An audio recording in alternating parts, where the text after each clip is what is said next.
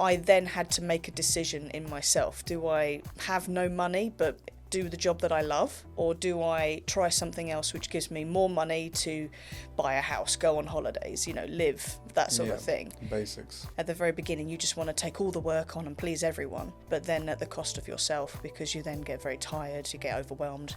You can't really keep on top of all the work that comes in, but you're self-employed, you're greedy, you want all of the work. But it's just finding coping mechanisms to manage that, really. Why should people care about this conversation? People should care about this conversation because a lot of other oil and gas technicians do get the temptation to go self-employed. And I hope that with whatever I say in this little series of questions helps them make that decision that's best for them, because it's not easy. This is the Gas Engineer Podcast. I'm your host, Tulloch Priest, and today I'm joined by Hollie Stallworthy. Hello. Hollie is a sole trader, a limited company now. Limited company now, yeah. Yeah, and an OFTEC-registered oil technician who's built her own business into a huge success with a thriving customer base of over 600. This episode is part of a series celebrating the success of gas engineer software users and their stories. Welcome to the show, Hollie. Thank you for having me. Starting and running a business can be a challenge. We'll talk to Hollie about how she's managed to build a successful business from the ground up by specialising in oil. As always, if you enjoy these conversations, please like and subscribe to the podcast. What would you say, kind of like a summary, pros and cons of... Wow, that's the question, isn't it? Yeah, kind of putting you on the spot here slightly. Whoa! So the pros, obviously, of being self-employed, you can manage your own diary, you can take whatever days you want off, you have the freedom to say no to work, obviously, if you don't quite gel with the customer or various other reasons. You can take on whichever work you like. You just got so much more freedom. The cons of it is that everything's on you, the responsibility of everything. If everything goes wrong, it just goes back on you. And even though I say you've got the freedom to manage your own diary, somehow it doesn't always work out that way, and you find that you are working quite a lot when you're self-employed. It's not a 9 to 5 thing. You are still answering the phone at 10 o'clock at night. You're still doing invoices and quotes and getting back to people on a weekend. So, yeah, you have the freedom to pick and choose when you work and things like that, but there is so much more involved behind the scenes as well than if you were employed by someone. Well, there's a really direct correlation between doing the work and getting paid. Correct, yes, yeah. You need to manage that, so... Yeah, that can be tough. And it's very difficult to learn that at the beginning, I would say. At the very beginning, you just want to take all the work on and please everyone, but then at the cost of yourself, because you then get very tired, you get overwhelmed. You can't really keep on top of all the work that comes in, but you're self-employed, you're greedy, you want all of the work. But it's just finding coping mechanisms to manage that, really. And how do you kind of get that balance between, because the work is coming in, you got a new customer, yeah, and then you're not sure whether you want to say no, because because in the future you don't know, like next month you don't know how much work you're going to get. Correct. So how do you kind of balance that between your and not taking over your personal life? Honestly, I'm still trying to work that out. It's a very difficult balance to have. So you start with your hard boundaries. My hard boundary is that I don't work weekends and I don't work evenings. That's my hard boundary. And you kind of have to, because I cover such a wide area of Kent, I kind of have to geographically pinpoint where people are. And if I can get to them within the next week, then I tell them, obviously, and we book it in. Or if I can't, I'm upfront and honest about it, which is one of the hardest things to do, is to say to a customer, sorry, I can't get to you until, next week or... Okay, so you basically say, I'm visiting these customers in this area on that day, and you kind of move around. Kind of, but it is very fluid. So if I have a morning free or an afternoon free, and I'm not geographically in the same area, but a job comes in that is, I've just had a newborn baby, the stories that we always get as heating engineers. I've got no heating, no hot water. It's, a desperate situation. Then obviously I will try and get to those and prioritise those people if I can do. So even though I say, geographically I try to go into the same areas, but if an emergency comes in, then you have to make that decision, and you have to sort of you have to make that choice. Hi, producer Alex here, wondering if you knew that you aren't subscribed to the channel. Well, specifically, 93% of you are not subscribed, and we really appreciate you tuning in right now, but you're missing out on even more interesting content. You're already this far into the episode, so why not subscribe to the Gas Engineer Software YouTube channel? Because showing your support genuinely makes a difference. It's free, takes a second to click, and helps us continue to make the content that you want to listen to. Speaking of, let's get back to it. And when you mention not working sort of weekends and evenings, Yes. are you talking about the physical stuff, or are you including like the paperwork and the admin and Good everything point. else? No, good point. No, that is just the physical work. So Okay. me going out and being an engineer. On a weekend, even though it's my hard boundary, but it's not my hard boundary when it comes to invoicing and, updating the, I use Xero for my accountancy software. So I update that, or I put quotes out, I get back to people. I find that when I'm not on the tools and I'm at home, I can just sort of, right, now I've got a list of people, now I need to get back to all of these people. It's not something I feel that I can do in the van. It's almost like I have two personalities, and one is I'm the engineer right now, and the other one is, I'm at home, now I can become the administration person. So yeah, I lied a little bit to you when I said that was my hard boundary, but that meant just on the tools. Yeah, just on the tools. Just on the tools, yeah. On the weekend, yeah. Yeah, it's kind of like a tangent, but when you're actually on site, would you create most of the actual quote on site, or do you just kind of make notes and then you wait for the... Correct, yeah. I make notes and I like to have a really big think about what I'm quoting for, and I have ADHD, so that's why I make notes, take loads of pictures of the job, and then go home and I have to think about it. I have to make sure that I'm not impulsively saying, that'll cost £200, when I haven't considered the fittings or the pipe needed to do such a thing, or what, the price of the parts needed. That's why I make notes, go away, think about it, and then I'm like, okay, now I can list everything down in a logical way and work from there. But I do the majority of my certification and my invoicing on site. So when I'm on the job, doing the job, it's very quick for me to just, do the certificate and the invoice with the software. And then I can sort of forget about it in my head, knowing that the customer's got the invoice. I can sort of put a full stop after that job, which is quite important for me. So you don't have that open loop. So you're leaving the job site. Yes. CD11, whatever is done. Yep. And then you've got your invoice done as well. Yes.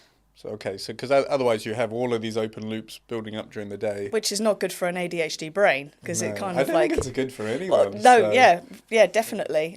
So it is very nice to have that sort of full stop. The only open-ended thing I have in the way that I work is if they ask me to quote for something, I then feel with my brain I need to go home and think about it, make sure I've got all the prices correct, and then get back to them at a later time. Yeah, because it is tricky. Like the cost of materials and stuff is changing, Every time I order stuff, it does rapidly. change. Yes, it's very annoying. I have to keep going back, even when it comes to boiler parts. So, flow switches or whatever you work on. Every time I go back to the place that I order them from, it's a different price every time, and then there's a different margin, there's a different price to the customer. So yeah, I do, but I appreciate that, because it makes me go away and think about the job a little bit more, rather than people tying me down to a price then and there when I'm there in person. Yeah. It's sort of given me like, I just need to double check the prices of materials and then I can get back to you, and it gives me that time to, not make a mistake, because I've made a fair few of those. Okay, yeah, along the journey. It does need to be balanced. You don't want to forget something and then you actually lose money on the job. Yes, which has happened, but that's how you learn. Yes. Yeah. You do. How did you actually get into? Because you predominantly focus on oil. Yes, I'm only qualified for oil. Yes. Okay. And was it kind of by choice that you kind of got into this profession, or No. or is it kind of like accident? Huge accident.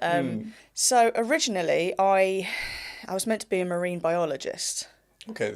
Yeah. There's a gap between these two. Yeah, there's a little bit of a gap between the two. Yes. Yeah. So I always wanted to be a marine biologist when I was younger. I was of that generation where people told you can go and do anything you want. And so I was like, I want to be a marine biologist. So I went to university and I studied marine biology and I got a degree in it. And then I very quickly realised when you're out there physically doing the job that it's a very unpaid, sort of not very well paid job. You do it because you love it. And I then had to make a decision in myself. Do I have no money but do the job that I love, or do I try something else which gives me more money to buy a house, go on holidays, live, that sort of thing? Basics, I would say now, and find a job that I don't really love. This was before I discovered oil boilers and being self-employed, because obviously I love that. And that's the decision and the conversation I had to have with myself, which was quite difficult. I always say it was a high cloud to fall off, because as a sort of a millennial, you're sort of told, you can do what you want. You can, you want to be a marine biologist? Yeah, go for it. And the reality is completely different, because life requires money. And if you want a house, if you want a mortgage, if you want children, if you want a holiday, you have to have money to do that. Well, you kind of need that nice balance, something that you love, something that pays, something. Yeah. And also within your, that suits your capabilities and. Correct. So if you kind of get that nice balance, but it's difficult.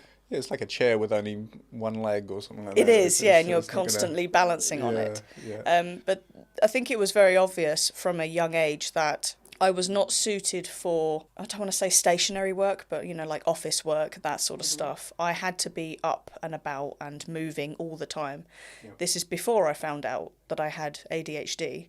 I only found out that 4 years ago. And since that diagnosis, I'm like, my life makes so much more sense now. I was always on the move. I was always working with my hands, which is very strange for a female, and I know. So that's why when I discovered this career, which I will get to in a sec, that it suited me so well, because I was able to work with my hands. I was doing something completely different to any other female out there, which ticked all of my boxes, my dopamine boxes in my head. So when I discovered that marine biology was not going to really work for me, I then had loads of little jobs in Kent, in the local area. I moved back home with my parents, and I was in retail. I worked in a school for a bit, and then I found an advert for someone who was training up someone to work on oil specifically. And this was brought to my attention, and I was like, well, I've tried every other job out there. I might as well try this one. That was my sort of attitude at the time. My employer, later on, had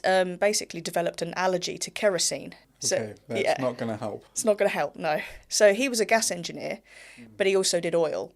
And he couldn't breathe in the fumes of oil. It made him sort of, inflamed. And so he was looking for someone to train just specifically on oil. And I was 27 at the time, I had a failed career in marine biology. I was like, I'll give it a go. And that was 10 years ago now. Okay. So it's stuck with me for that long, which is really, really nice. It just clicked with me. The whole thing just clicked with me. I was like, this is great, because people ring you when they need you, and it's not something that you have to kind of go and chase, because there will always be a need for heating engineers. And I was a female in a man's world, which really ticked my box, if you know what I mean. I like doing something a bit different, and this is where we are now. And what have you thought about? Like you stayed with oil, and you didn't. You specialised in the oil. You didn't branch out into the gas. From a sole trader or limited company point of view, has it been an advantage to just specialise with oil? There has been, actually. People will always have the opinion that you should do everything. You should have gas. You should have solar. You should. I, honest to God, haven't had the time to train in something else, because I've been so busy with the oil side of things. Yeah.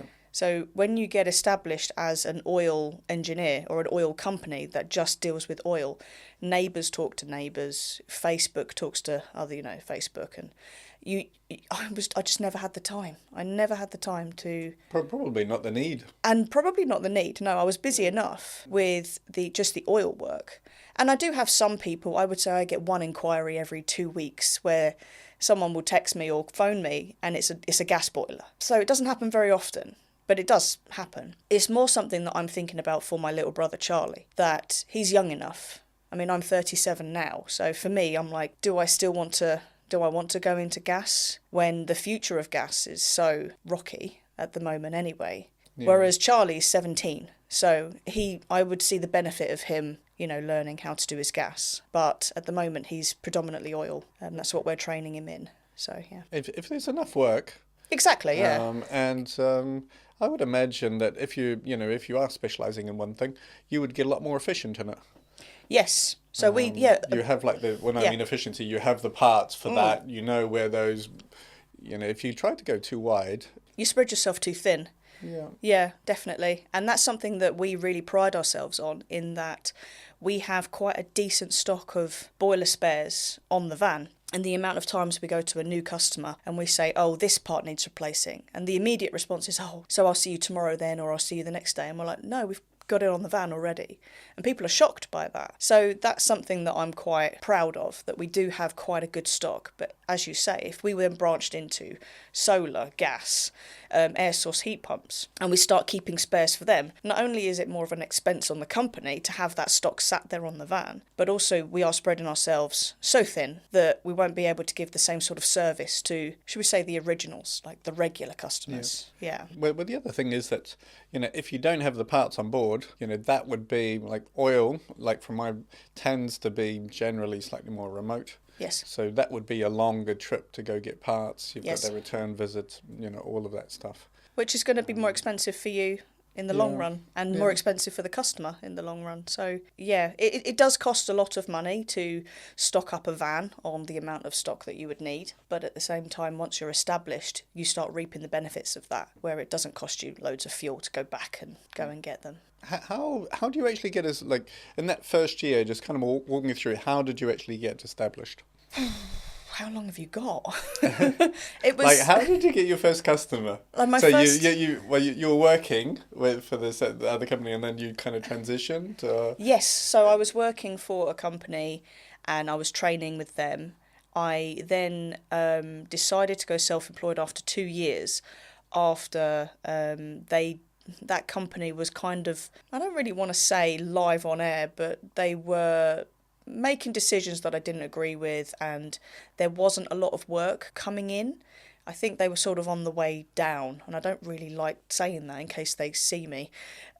But I didn't get that feeling that I was like safe. The good thing about this company as well is that they completely chucked me in the deep end. They gave me the phone. So if someone rung up about a broken down boiler, it was me answering the phone. If it was me going and fixing the boiler, it was me going and servicing the boiler. And then at the end of the job, it was me invoicing for that, what I'd just done. And then on the days, I think it was a Friday or a Thursday, I would be in the office making sure that people have paid. So you saw the whole life cycle. I saw the whole process. So in my head, I thought, I'm already doing that. I'm already self-employed. I'm already booking my own work in, chasing up payments, invoicing people. So for me, it wasn't really that big a transition. It was more just getting that customer base. And the way that I did that, I obviously went on Yell.com. I did all of the things that all the classics. Facebook, the local groups on Facebook is a fantastic, because it was just me on my own. I didn't have massive bills at the time to pay. So I had the freedom to sort of slowly, organically build the business. So when you left that role, yep. Then you started building your business. Yeah. Because that will take, you need a few customers to break even. Correct. And I think the first year, I did make a profit on the first year. Not a big one, but I did make a profit. And as a sole trader, obviously your profit is your wage. Yeah. So yeah, I did make something. Wait, when you mean you made a profit, is that like if you were talking like an average salary, was it over and above? No, it wasn't very good. so if you exclude, like if your time was free, you would say that I made a profit. So my first year of trading, I made £13,000 profit. Okay. Which I thought was quite good. It's for someone starting from zero, from learning nothing. Everything, and then getting that momentum out, because it does take time. But also in the first year, you've got the cost of your van, you've got the cost of the insurance, you've got the cost of, I had my van sign written, the website, the public liability insurance. So when you set up, you do have these massive things that you've got to shell out for: analyzer, tools, Well, it's not just the cost, but actually working out like the time it takes to go find a van, Yes. go and design what Yeah. should we stick on the side of it. Yeah. This is time you're obviously not getting paid for, but you No. obviously need to do. So what Yes. is an insurance? Which one shall I get? All of Yeah. this stuff. Yeah, what level do I get? There's 2 million, 5 million, 10 million. What's professional indemnity insurance? What is that? It's all about learning what that is, and all the different various aspects of it. Being OFTEC-registered as a business, you've got to have your own sort of form that you fill in. The website, what's your company going to be called? So many different. And I had my ex-brother-in-law, he designed the logo for us, which is like a little flame with an H in it. And I thought that was very clever. But, it's all these little things that you have to sort of sort out. It's not just putting your number out there and hoping that people call you. You kind of have to make a bit of a brand. But would you suggest, like, for people that are possibly looking to transition, Yep. to actually do all of these things before they jump, and also like setting up like the basics of like a business bank account. Yeah. That is painful and it takes longer than you think it should do. Yes, correct. Yeah. I would say the majority of things you can sort out before. So if you are planning on going self-employed, but you're still employed at the time and you're waiting for that jump. For me, I made the mistake of leaving first and then starting from nothing. Okay, so day one, you sat down and you go, okay, made a list. What do I need to do? Website, logo. Pretty much, yes. I didn't even have a van. I had a car, and it's like. But if you can buy those things before you make that jump, then financially it's not going to be so damning. Yeah, well, plus it's also the time as well. Yeah. So, because you order the van, order it takes time to actually, for this stuff to come through. It does, yeah. So I would say things like the van, the analyzer, a set of tools would be essential. Yeah. Things like websites, public liability, things like that can be sorted over a day if you speak to the right people and the right companies. Obviously, if you like to shop around, then it will take longer. But yeah, the main part of it is getting that van. The van is the most important thing, I would say, because that's your workhorse. Without your van, you can't go out and work. Your set of tools that you need, your analyzer that you need. Mm-hmm. And then you start thinking about the basic stock levels that you need to go out and actually do the job, like the nozzles, the different boiler parts that you can get. Yeah, it's a big commitment financially and emotionally. But once you are set up, it's really good. I'll go and throw it in there, but yeah, definitely make sure that you put money aside for tax after your first year. Oh yeah, that's a very important one actually. Yes. It's just a minor detail. Yeah. That money that's sitting in your bank account is obviously not all yours. So. That is so true, and I didn't learn that the hard way. I was quite sensible because I liked to keep like a good buffer in the bank account so that if anything went wrong with the van or if I suddenly had to pay out for XYZ, I had the money there. So yes, always have at least 20% of your profit saved away. It's a good thing. Easily caught out. Definitely, yeah. So after that first year, you started to build some customers, and you just kind of predominantly got them through the Facebook groups, etc., and word of mouth. And yes. Then from there, what did you kind of do marketing wise to sort of get more customers, or was it just purely word of mouth? I feel really embarrassed by saying this, but I didn't really do anything. So the company that I used to work for, the vibes I had was correct, and they stopped trading about a year after I started being self-employed. And the beautiful thing about being female is that people remember you. So people that were customers of the old company would be like, that girl that came round, what was her name? Oh, it was Hollie, wasn't it? Google, Hollie, oil heating engineer. My fantastic ex-brother-in-law made a fantastic website so that I would come up first on Google, and that's how they would find me. So I was very lucky in that a lot of the old customers that I had already established a relationship with the previous company found me that way. Which was really nice. Okay, that was very good, yeah. Yeah, and I think that is, a lot of it is down to the fact that I'm rememberable. Is that rememberable? Is that the word? I don't know if that's the right word. I'm not... Memorable. I'm memorable. I don't know if that's the right word, but people remember me. It is unique to be, because oil is kind of known to be slightly dirty, heavy. Yes. The working conditions are, different from like a modern kind of... Yeah, not combi. Nice. Yeah, so... Yeah. Definitely unique, and that's how a lot of people found me. And to be honest, it's a really good website. where people would type into Google oil engineer Kent, or, you know, and having that, I don't want to say that nerdy person, but that techie person in the background making sure that your website comes up. Neighbours always talk, especially when it comes to oil heating, because you are in such remote places. They're on farms, the next farms, yeah. Farms are the worst because they try and fix it themselves first.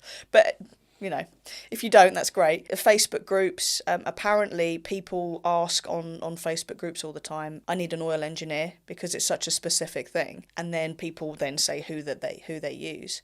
Having a decent Facebook page, having a decent social media presence really helps as well, because when you are recommended to someone, they will then Google who you are. And then if you come up in a positive way, then that's always good. You're building that trust. Correct, yeah. So I have a Facebook page, and I also have an Instagram account as well, where I post daily what I'm up to, because people find it interesting for some reason. But What do you post on there? Like, is it just work that you've done, or is it kind of insights? Or kind of. So the Facebook page is work that I've done. It's a little bit more professional, I will say.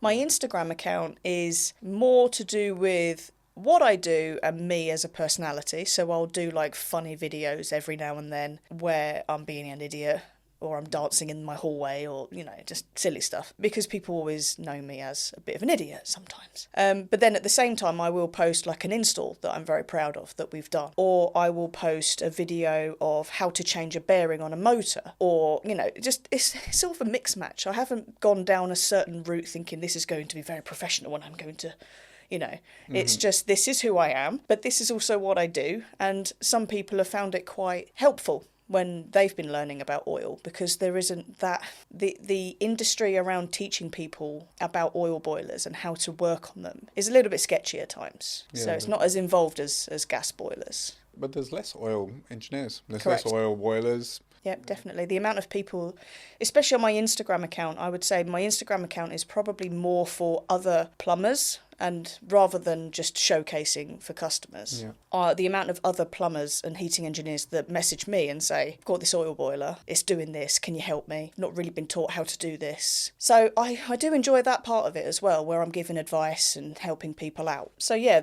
that's the social media part of it. And then every now and then customers follow me, which can be good, which can be bad, because sometimes I post like daily stories where I'm just saying how my day is, like I did this morning, saying that I was coming here. And, you know, it's just that self-employment is such a lonely place sometimes. Well, you're in a van, you're out on the road, you know. Exactly, it is challenging. And I started the Instagram during COVID, when you are on your own all the time. So it was just nice to connect with other heating engineers that are also self-employed. And when you have a rant about a certain thing, they're like, oh yeah, I hate it when that happens. Or what software do you use? Or, you know, lots of different sort of networking opportunities, which is really nice. You get to help each other. Yeah. Are you fed up with drowning in a pile of paperwork that comes with running your heating and plumbing business? Gas Engineer Software is an easy-to-use, all-in-one job management system made especially for UK heating and plumbing companies. From handling customer details to building quotes, issuing certificates and sending invoices, Gas Engineer Software will help you save time, eliminate paperwork, and make running your business easy. Start a free trial by clicking on the link in the bio. Just for some context for our listeners, you are going on maternity leave shortly. I am. What was your kind of thought process behind getting ready for it, and how is the business going to run without you sort of full-time within it? I'm going to be so professional when I say I've thought about it loads. I haven't. And I don't think anyone, and everyone who's a parent can agree, I don't think anything prepares you for a baby or maternity. So 3 years ago, my partner Daniel retrained as an oil heating engineer to help me with just the sheer workload that I had. I found that I was very popular. I had repeat customers. Keeping on top of them all and keeping everyone satisfied was a struggle. This is before Gas Engineer Software. I had 3 sheets of A4 where I would write down all the jobs that I had yet to get back to people, and I had 3 sheets of paper. And my partner Daniel was living in Northampton at the time, and he was going to be moving down and starting fresh, and he was like, why don't I train to do what you do? Therefore, I can do some parts of the job, like the servicing, and you can do the breakdowns. Because what I was doing was I was doing like 2 or 3 services a day, which if you're a decent oil engineer will take you an hour and a half to 2 hours, by the way. And then I was then attending all of the breakdowns afterwards. So I wasn't getting home till 7, 8, 9 o'clock at night, which isn't very balanced at all. So it was his idea to actually come down. I trained him up. He sat his OFTEC examinations, and he's a fully fledged OFTEC engineer. And that was when we decided to start using the gas engineer software. That's when we turned into a limited company rather than just me being a sole trader. And then 3 years we've been building that since then. So in terms of the maternity, it was a bit of an easier transition to think about because I still had Daniel to go out and do the support. Yes, to go out and do the work. Yeah. Someone that lived with me and could take the phone if I couldn't answer the phone. And that is the whole reason behind Charlie as well, my little brother that's joined us as a trainee. So that, I mean, the timing is a little bit off because I'm going on maternity in a couple of months, or this month. I don't even know what day of the week it is. I don't think you get much choice in this, by the way. I'm starting to struggle with work now, so having that support network around you and having those things set in stone is so important. And I wouldn't be in this position if I didn't have those. Yeah, but the workload for them is going to jump up massively. Massively, yes. Especially because I'm due in the middle of November, which is our busiest time. And have you thought about having like another oil engineer join the company for a period of time? Or? No, I'm a bit too much of a control freak. I do have acquaintances and friends that I found via Instagram, if I'm honest, that are local. Yeah. And if Daniel's really, really busy, or if Charlie's really, really busy, and they can't get to someone, I do have friends that I can call upon where they can go and do the job. Okay, you can just say, can you help us out with this one? Correct, yeah. Okay. And that's more of a colloquial sort of friendship. Yeah. Where it's like, you can go and sort this job out, you collect payment from the customer, but there's that understanding that you're not going to poach my customer or. Yeah. And I find that my customers are extremely understanding and very excited for me as well, because I've been self-employed for 8 years and some of my customers have known me since I started, so 10 years ago. And now I'm pregnant, they're like, I feel like they're along for the journey with me, some of them as well, which is really, really nice. So getting like another engineer in to be part of the company would be a different kind of feel as opposed to just saying, can you help out? Correct, yeah. When you take someone else on, you've got to pay them a fair salary and you've got to, which is a huge expense. When you're already paying for an apprentice/trainee and you've got your partner working with you and then you've got the general business, vans, insurances and all that stuff. And then you've got to supply them, depending on how you do it, you've got to supply them with a van. There's the cost of that. You've got to supply them with an analyzer. You've got to supply them with tools, stock. Yeah, it gets a little bit expensive at that point. And considering it's just me stopping work, I didn't want to create such a big financial burden on the company. So because you've got the expenses really jumping up. Correct. And yes. And also, I would say that for your customer's point of view, it's a different kind of experience. Correct. Yes. If they're expecting you to come as opposed to. Yes. Somebody else coming. Which is something that my partner's had to he's been exposed to what I term reverse sexism. People have booked Hollie's heating services and Daniel turns up and they go, oh, what are you doing here? Well, we're expecting a girl to turn up or a woman to turn up. And he's like, oh no, that's my partner. And then they sort of warm up after that.